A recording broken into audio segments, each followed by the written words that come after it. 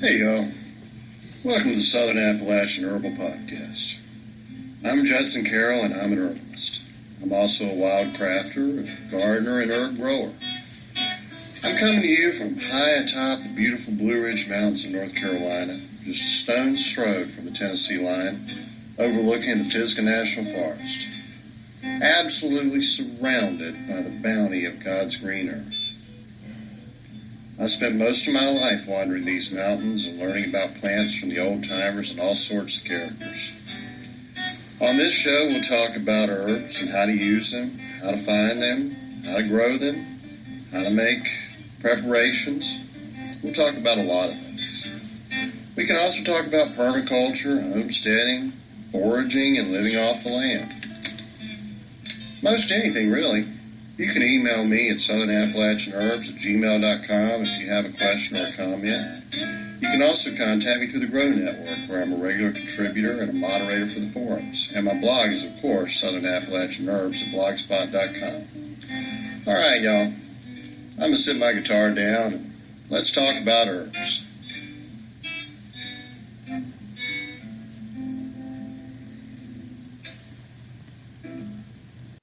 Hey y'all, welcome to this week's show. First of all, I want to say thank you to a couple of people. Yesterday I had a really great interview with a fellow named Jason White, who's starting a new podcast, and he asked if he could interview me. We had a great conversation, a good time, and when that show goes live, I'll be sure to put a link out there so y'all can hear it. Next, Frank Salvato. Y'all may remember that Frank Salvato is a political podcaster, radio host, and he interviewed me a couple of months ago, and such a good time talking with him. Great interview. He's become a good friend. I needed to figure out how to get a little author page set up, like a little website, nothing fancy, for my books. And Frank's a real tech guy. He knows a lot about design and such. And so I asked him a question, and he got back right away and said, could I call him at a certain time and walk me through how to do things? And thanks to Frank Salvato, I now have a Substack page. It's Judson Carroll Master Herbalist on Substack. I don't have any idea if I'm going to do a newsletter yet or not. You can sign up on Substack and opt in, opt out of a newsletter. That's really what Substack's built for. But you also can put a lot of content on there. I need to move off of a Google blog eventually. The writing's on the wall when it comes to Google and other big tech companies. And Substack looks like a really good situation, good place to be. And I think I'm going to really enjoy being on Substack. So check me out if you want to. Right now, you can just read my bio and read about my books. And if you want to sign up for the newsletter, if there ever is a newsletter, I'll send you one and you can stay on the list or opt out at any time. Maybe I can even come up with some little special things for my newsletter subscribers. So, you know what? If y'all want to convince me to start a newsletter, if a bunch of people start signing up, I'll go ahead and try to put something together. It could be fun. Who knows, right? And the next thing I wanted to discuss, people ask me this all the time.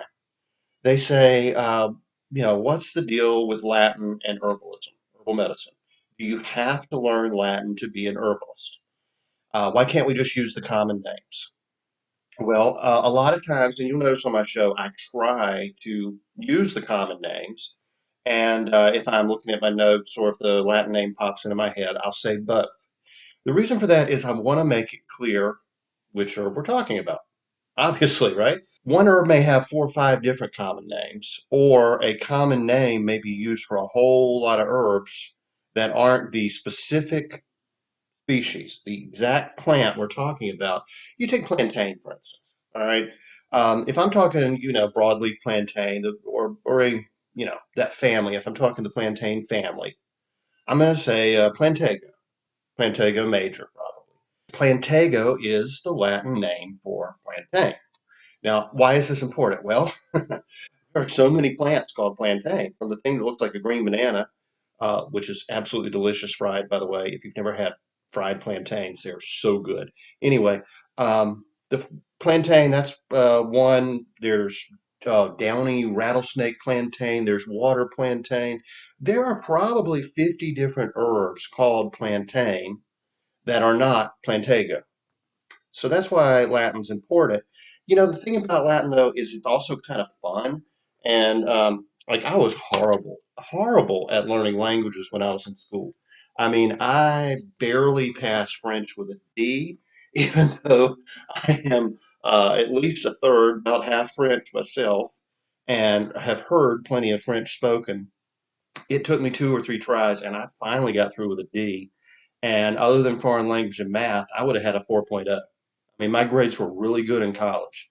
Now, in high school, it was hopeless. I couldn't pass a foreign language to save my life. There are plenty of, Mexican, South American folks around here. I had plenty of opportunities to speak Spanish, and my mind just goes blank, right? But Latin's a little different. It's a little fun. So I thought it'd be a good idea just to kind of make you feel a little more comfortable with the language so it's not intimidating. I mean, we think of people who speak Latin as doctors and lawyers and priests, right? I mean, that's about the only people who really know Latin these days, or like really, academics in a classics department somewhere. But, it's really not that hard, and you're not going to need a whole lot of it to be an herbalist. But it does come in handy. It's useful to figure out not only what plant we're talking about, but sometimes the name of the plant will tell you a little bit about the plant. Like if we think about a plant that ends in officinalis, and there's so many. I was just looking, I guess it was Comfrey the other day, isn't that Symphytum officinalis? I think it is. That means that plant was in the officina. The officina was the apothecary for the monastic medicine. I mean, the monks that practiced medicine in Western Europe, Central Europe, all over for 1,500 years or so. Those were the plants they were growing in their monasteries and using on patients in the hospital. So when you see an herb that ends in officinale or whatever, there are a couple variants on that. That means, yeah, this is a tried and true medicinal herb that's been used for well over almost 2,000 years at least. And it's going to be one of the first herbs you want to pick. It's going to be one of the herbs that has the most documentation on it. Uh, it's been really found to be useful and highly studied and used and documented. So, yeah, that's one way. You know, uh, there was a fellow, what was his name? Something Wheelock, Frederick M. Wheelock. He wrote the classic textbooks for college students on Latin called Wheelock's Latin. They're a little difficult if you don't know a lot about grammar, which I have apparently forgotten everything I learned in elementary school. I mean, articles of speech, just like, what does that mean? I can't remember. That's the only difficulty with them. Other than that, they're pretty easy, and I do recommend them if you want to get high, really into Latin. There are a couple of online, little tools that are tutorials. There's Quizlet and Duolingo, and I particularly like Duolingo. Quizlet's really good for learning vocabulary. Duolingo's a little, well, much better for actually learning how to put the words in a sentence. Syntax, one of those words I haven't thought about since I was in elementary school. But what Mr. Wheelock always said in his book is Latina est gaudium et utilis. Now, what does that mean? I don't know the word gaudy, it means tacky. Well, actually, it comes from the Latin word for enjoyment, for fun. So Latin is fun and utilis, useful. So, that's how easy Latin can be. So, if you want to impress your friends or you just want to know this for your own curiosity, I figure, in my podcast for the next few weeks or so, I'll throw out one or two words, Latin words a day, just so you can be a little more familiar with using them. And let's start with just the simplest thing, right? Hello. That's salve. That's the same word from which we get the English word for save, to save. It's the same word for which we get the name of the herb sage. Sage comes from salve. If you've ever been in a Catholic church, you've heard them sing Salve Regina. Latin is very flexible in its use. They call it an inflected language. So this one word has many meanings. So salve means hello. That's how you greet one person. If you greet a number of people, you say salvete. Salve and salvete. Now you know how to tell somebody hello. Goodbye is vale or valete, and that basically means be well or be strong. It's just the way of saying goodbye. So now you know salve and vale, salvete and valete. Easy as it can be, right? So now let's get into some herbs. I thought it would be a good idea this week discuss herbs for diarrhea because that was something I discussed with Jason yesterday. In a survival situation, diarrhea is almost as serious as bleeding to death. I mean, you can die. If you're ever in the woods, if you're out camping, if you're away from home, being able to identify just a few plants can really save your life. And, if you're in bad shape, if you've got a family member, and, you're out in the country or you can't just easily run down to a pharmacy or a drugstore or whatever, having some of these herbs really is going to help a whole lot. And as I was telling Jason yesterday, oak tree, there are so many different oak tree varieties. You've got a white oak, red oak, blackjack oak, bur oak, post oak, live oak, just you name it, water oak. There's just oaks everywhere, and unless you're in the middle of the desert, you probably got an oak tree somewhere within your line of sight right now if you were to look out the window. I mean, they're just that common and useful.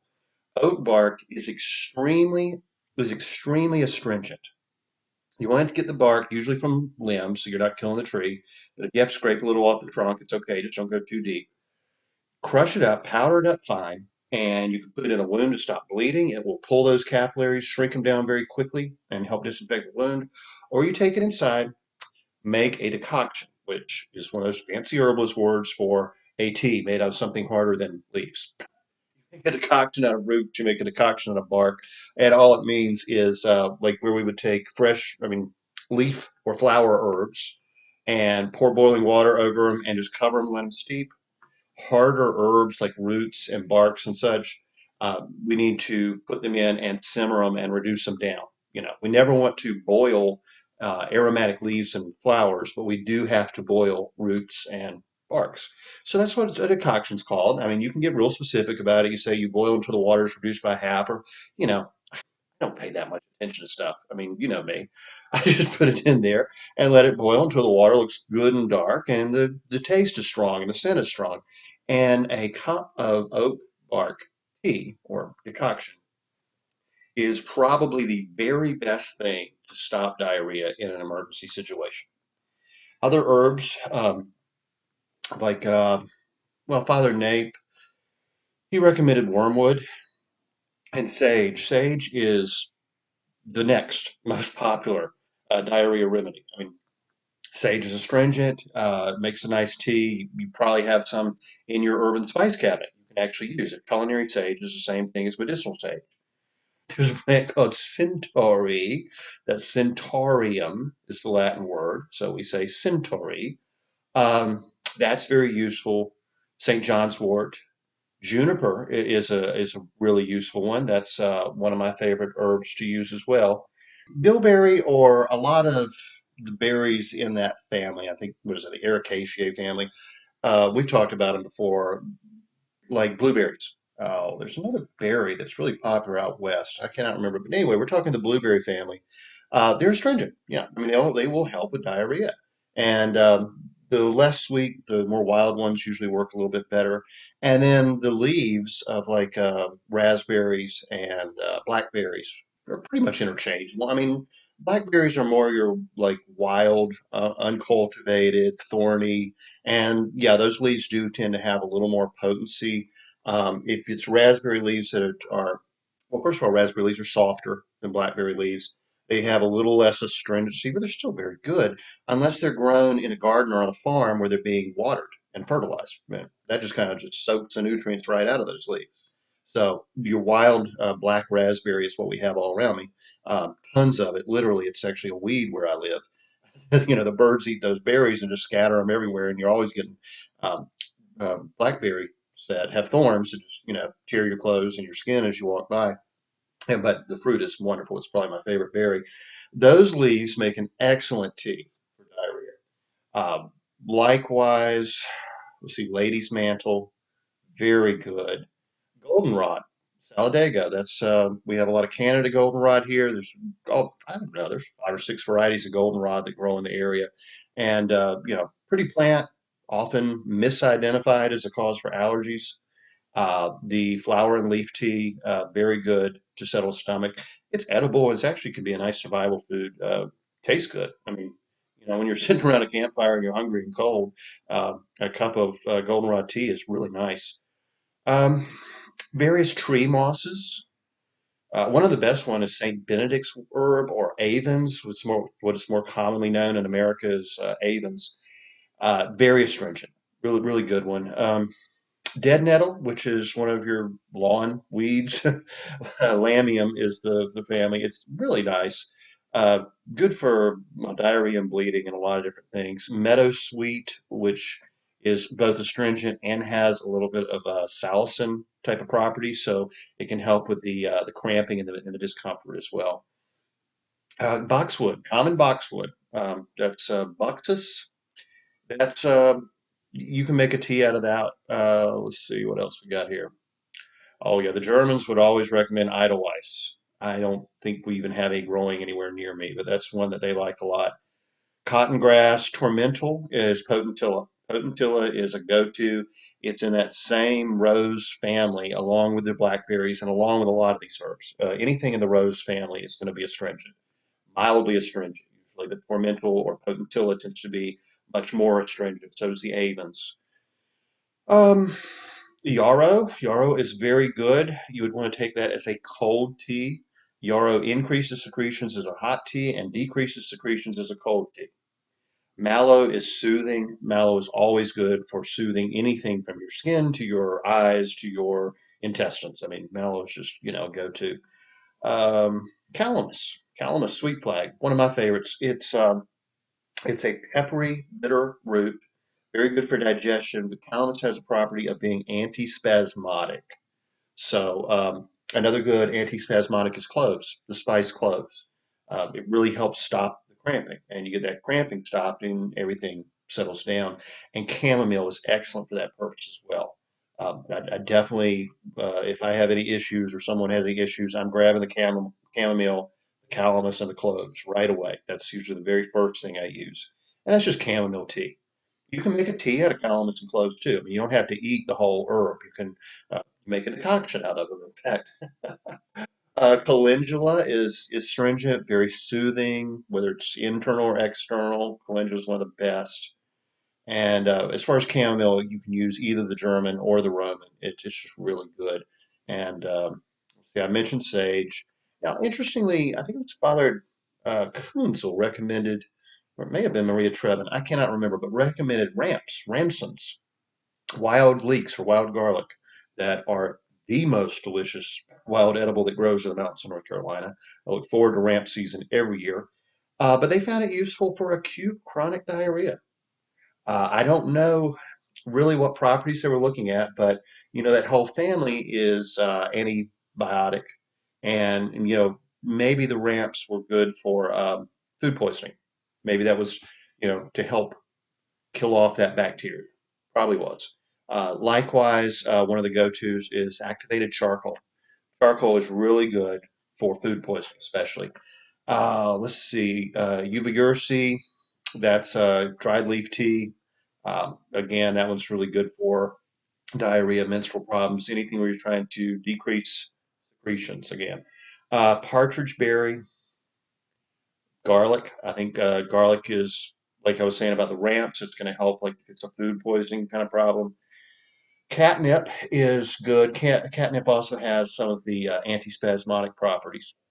Early everlasting, which is such a great herb. I use the everlastings quite a bit. Makes a nice astringent tea. Here's one of those. Like I said, there's so many plants named plantain. Well, there's one called plantain-leaved pussy toes.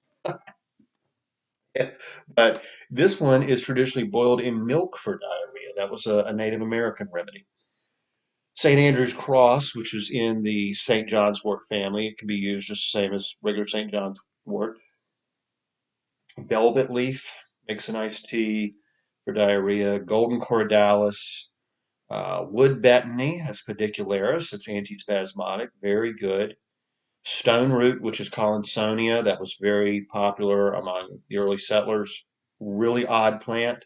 You you see it growing and you go to pull it up or dig it up, and the root is actually like a big stone. I mean, it's hard, it's dense, it looks nothing like a piece of a root. It's like, well, that's why they call it stone root. It's pretty cool if you ever find any. Look for it around creeks in the mountains. That's where I usually find it. Golden ragwort. Sweet goldenrod, that's another goldenrod. I think that actually is Solidago canadensis. Queen of the Prairie, that's an interesting herb. It's strongly astringent.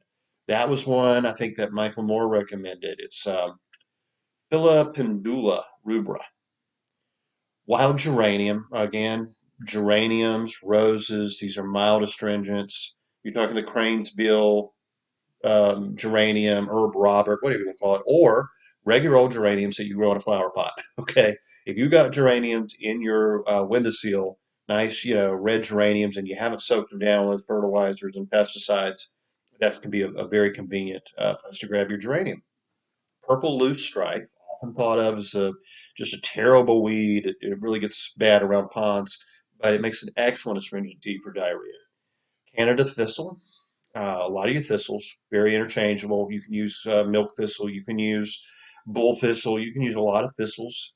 Um, it's a root tea. In that case, you're using for dysentery or diarrhea. Asiatic dayflower, kudzu. That's a great one. Kudzu root has so many uses, and this being one of them, root tea again. Virginia waterleaf, lumbo root, which it's one of our native Carolina plants, Swertia caroliniensis. Root tea used for diarrhea and dysentery. I have actually never used that one, but I have it in my notes, and apparently it's pretty good. I'm probably gonna have to track some down. Canada fleabane is original.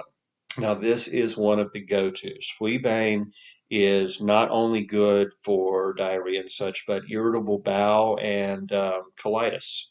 It has to be used regularly in chronic conditions. It's just very, very good, and it's a weed again that's going to pop up most anywhere. You probably see some fleabane, one of the originals, and they can be used interchangeably. Alum root is excellent. That is Huerchera, I believe. It's one of our native plants. You will often see it planted as an ornamental ground cover. It's a very pretty plant. The root is as astringent as alum. And if you've ever done any pickling, a little bit of alum on your tongue is almost as bad as an unripe persimmon. It will just pucker you right up. Well, it does the same thing to your insides. Keep that in mind. Ditch stonecrop. That's another really common stonecrop soothes mucous membranes, and so that way, like mallow, which does the same thing, it can help with either diarrhea or constipation. So that's one to keep an eye out for, and definitely the mallows. Okra, okra can be used similar, by the way, and I love okra. Some people hate it, but you get used to it. Stinging nettle. Stinging nettle has a million uses. The leaf tea is astringent and good for diarrhea. It's also immune supportive. It's full of minerals. It's a great way to get your strength back following diarrhea. Really good. Aquaburr, leaf tea can be used for diarrhea. Amaranth, another common weed that's a very good edible, sometimes called well, you got amaranth, you got chimpodium. It can be called goosefoot. It can be called a lot of things. Lamb's quarters. Anyway, it's got a lot of names, but we're talking amaranth and chimpodium, often called pigweed. So the amaranth and chimpodiums are one of our go-to wild edibles. Whenever you're out foraging, this is one of the plants you're always looking for. And it's really interesting because, these are incredibly nutritious herbs. They're usually cooked as what we call pot herbs. Well, the tea from that pot herb, as it was described, has traditionally been used all manner of digestive complaints. Very good for diarrhea, very good for upset stomach, gas on the stomach, and all that.